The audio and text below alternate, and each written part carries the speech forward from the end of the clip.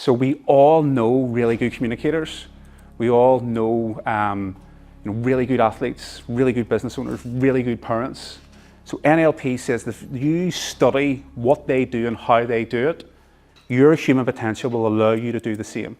You have to embrace their physiology.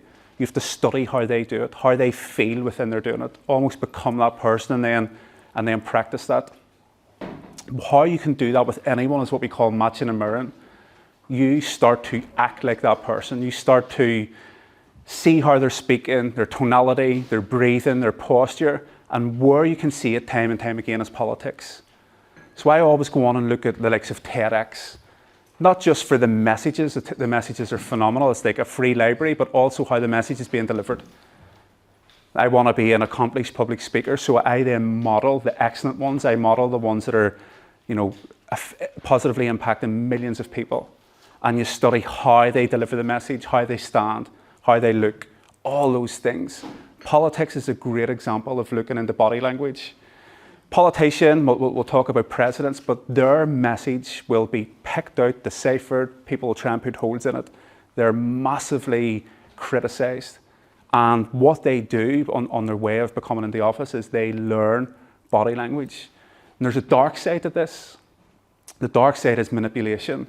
What we want to try and do today and what the message is, how we positively influence the world around us, how you can positively influence a relationship, how you can positively influence your workspace, your home space. But there's a dark side of psychology, and the opposite of influencing is manipulation. All the manipulation is negatively influencing something for power, greed, or gain. Politicians are phenomenal in it, and I'm not picking anyone out in particular, but they know the dark side of psychology. They know how to word a speech a certain way to get people drummed up to go to war. They know how to word a speech and message in a media in a certain way to get people in the state of fear. They're masters of deception. And they're masters of deception because they're masters of communication. That's how powerful it can be. I spoke earlier about the power and vibration of words. We can use them to positively influence, or you can seriously damage a person's well-being in life through the same power of words. That's how powerful this is.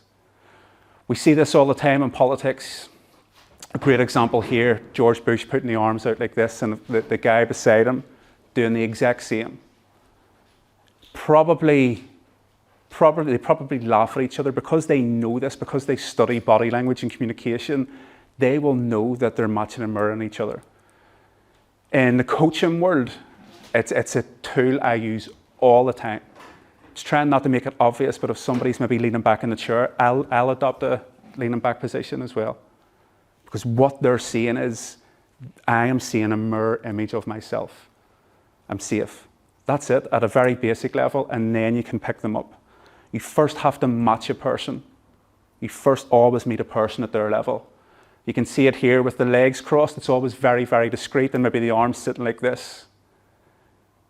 You always can pick up. So just have a think about how you're sitting now. Without moving, just have a think of how I'm sitting. How's my legs? That's probably the bit of body language that's not spoken about enough, but it gives away so many signs. Am I sitting with my legs crossed? Are my feet pointing out the way? There's all these wee unconscious clues. When I started speaking, I used to nervously pace up and down or stand like this. I just needed to move and I didn't know how. So our legs always give away many, many clues.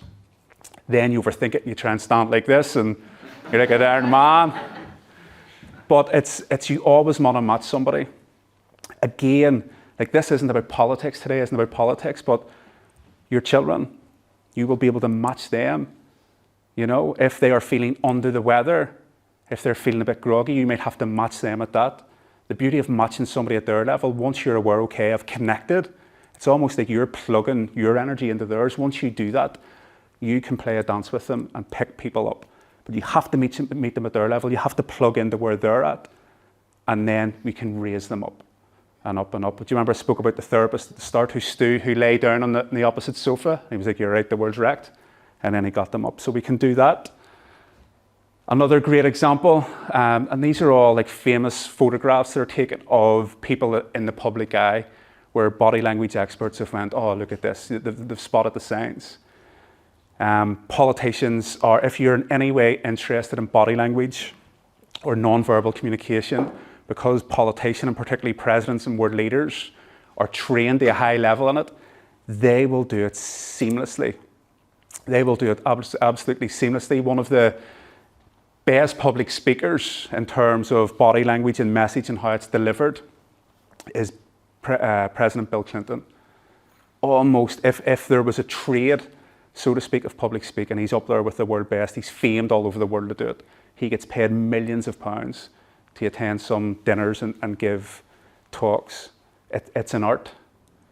Likewise, he knows how to deceive people as well. So I did not have a sexual relationship with that woman, Miss Lewinsky. So it's people can use it positively or negatively. What we can also always do is match and mirror. But if you imagine in a relationship, if you can pick up on those subtle signs of how somebody is feeling through their body language and meet them at that level, can you see how any relationship can start to flourish, can start to connect at a deeper level? And that's all we want to do, is just connect at a deeper level. And I'll explain why at the end, but when we break off again, so at the first part was having a conscious awareness of the words you use. The second part was consciously trying to describe who you are, but at a deeper level. When we do it again, I just want you to have a conscious awareness of what your body language is like. Are you uptight? Are you relaxed? Are you coming in aggressive? Are you backing away? We give all these signs away. And from a psychology point of view, because we're looking at safety and threat and fear, there's always like a dominance and submission thing as well. One of the greats of that are these two men. If you look at Donald Trump's handshake, he goes in really aggressive and he turns the person's hand almost to the side so that his is at top. And that's like, I'm dominant over you. And what he does, he pulls them in and he doesn't let them go until he releases his grip. And it's almost like, I'm the president of the United States. I'm the powerful one here. My message is more important to you. The opposite of that is Bill Clinton. If you watch Bill Clinton's handshake, he tries to make you feel safe. He will shake your hand, but what he'll do, if you watch it, he'll just lightly touch the person's elbow. He'll touch them here or up here. And it's like, how are you? He'll look them in the eye, he'll smile, a friendly smile, and say, nice to meet you. And there's a major difference in both. Now, if you go down the Machiavellian route, people will say Donald Trump, it's all about power, and what he's doing is powerful, and he's putting himself in this position. But then he's probably gained a lot of unwanted attention because of that as well. Bill Clinton broke the mold when he became president and travelled the world and was well received in all the countries he went to. And what he did, and he spoke about this, is I wanted that person to feel safe in my company. Just through a handshake.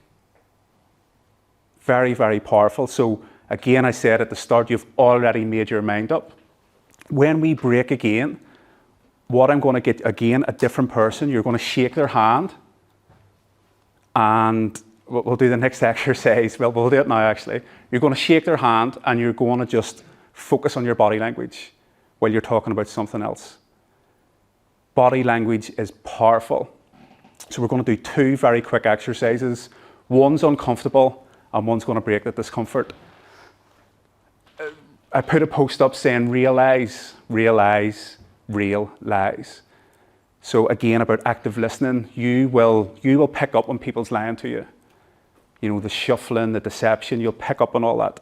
You'll pick up on it in relationships, you'll pick up on it people on TV, you'll pick up on it anywhere you go. You feel it. You feel it when you use your eyes to kind of watch all the unconscious information the body's giving away, you will pick up on it. Our eyes are powerful when it comes to communication. Again, because technology's had such a pivotal role, because some people spend all day on computers, because some people spend, particularly off the back of COVID, I think this has become more prominent. People can maybe sit in a room at home by themselves all day for all week. And it's got to the point where a lot of people don't want to go out, or they have a fear of going out. They don't know how to go out and mingle again. One of the things that has become very uncomfortable for people to do is to look another person in the eyes. has become very uncomfortable for people to do. We're going to do a short exercise to show you how uncomfortable that can be. It is a very powerful tool, but again, making contact with people, they see me, they value me, I feel seen. That's all it is. And so the best public speakers, again, they'll almost look directly in people's eyes as if he's speaking to me. The best public speakers do that. If they're in a room of thousands of people, every one of those people will feel he was speaking directly to me. You know, I felt as if President Clinton was speaking exactly to me. And that's some of the feedback he gets from people half a mile down the road. These big addresses, he was speaking to me. But imagine being in a relationship and that person's like, he is speaking to me from his heart to mine. Now with eye contact, it can be one or two ways. A lot of people choose not to make it, and you'll see them moving, and they'll do anything but look the person in the eye. Likewise, if you're putting too much effort into it, you can really make the person feel uncomfortable. It's not about glaring right at them. It's not a death stare. It's just, I see you. That's all it is. You just want that, I see you. That's all you want to put across. So I'm going to get you to turn around to the person beside you, and for 30 seconds, that's all it is. Now, no talking, no giggling, no smirking. Try not to even make a facial expression. We're going to do it for 30 seconds, and halfway through the exercise, we're going to practice something. I'm going to get you to change your eyes a certain way. So halfway through, I'm going to tell you to glare, and I want you to really focus at the person as if, like, I'm picking you. You know, almost like that predator of locking on. The second bit we're going to do towards the last 5 seconds, I just want you to open your eyes, like not surprised, but raising your eyebrows. And you will feel the subtle difference. When you if somebody's speaking to you and you raise your eyebrows, what it makes them feel is this person's interested in what I have to say. Your pupils dilate. They see that you're physically and chemically interested in them simply by raising your eyebrows. So we're going to stare normal, we're going to glare, and then we're going to raise our eyebrows in that I'm interested in you. And I just want you to check in with your body and feel how each of those things make you feel. Like we said at the start, our physiology depicts our behavior. So person next to you, no talking, so this should be in silence, okay?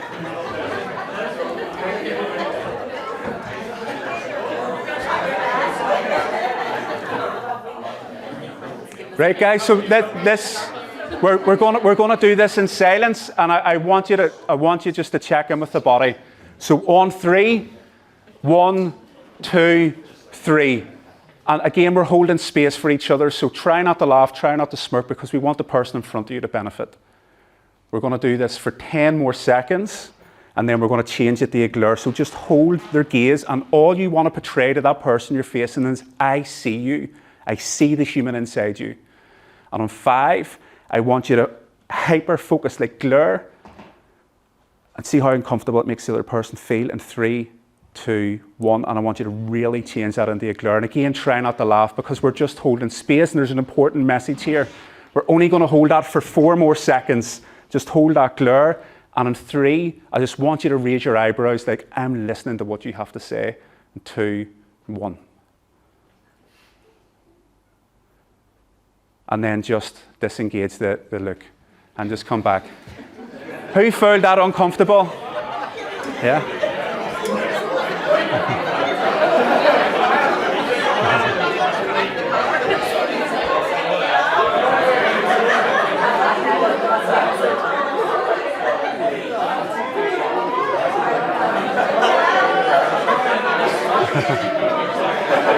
So, who found it uncomfortable? Who found that tough? Yeah? Yeah? Did anyone feel like their body change in terms of uncomfortable? Did anyone feel a noticeable change when they raised their eyebrows, or the person looking at them raised their eyebrows? Did anyone feel any change within the physiology going through it? From discomfort to this is okay, or was it all uncomfortable? I think the glare, like for us, we had a bit of a giggle, and I think sometimes the giggle can be masked as nervousness. You know, it's like it doesn't always have to be like fear, but it's the uncomfortableness is masked by laughter, maybe. Yeah, 100%. Intensity. Yeah. If you're feeling a bit too Yeah. feeling suddenly a bit too intense, he gets Yeah. nervous. Just embarrassing. Of course, and that's again Donald Trump, and not just him. I'm just using him as an example because everyone will know of him. But certain people in positions of power will use that look to influence you.